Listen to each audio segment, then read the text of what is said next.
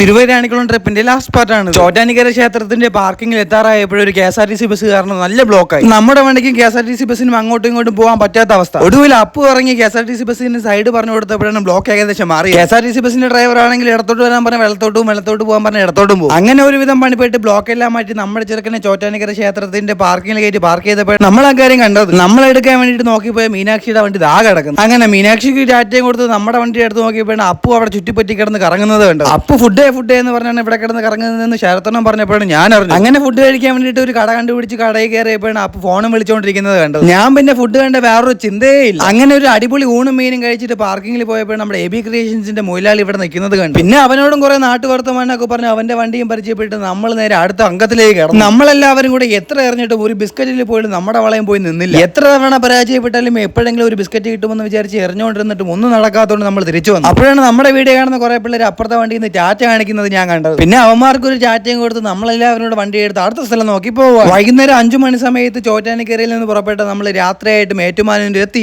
റോഡിലെ പിഴച്ച ബ്ലോക്ക് ആയിരുന്നു അതിനുള്ള കാരണം. റോഡിലെ കാറുകളുടെയും ബൈക്കുകളുടെയും തിരക്കും താണ്ടി നമ്മൾ അങ്ങനെ ഏറ്റുമാനൂർ ക്ഷേത്രത്തിലെത്തി. അങ്ങനെ ഏറ്റുമാനൂർ ക്ഷേത്രവും നമ്മുടെ ആൾക്കാർ കാണിച്ചു കൊടുത്ത് തിരിച്ച് നാട്ടിലേക്ക്.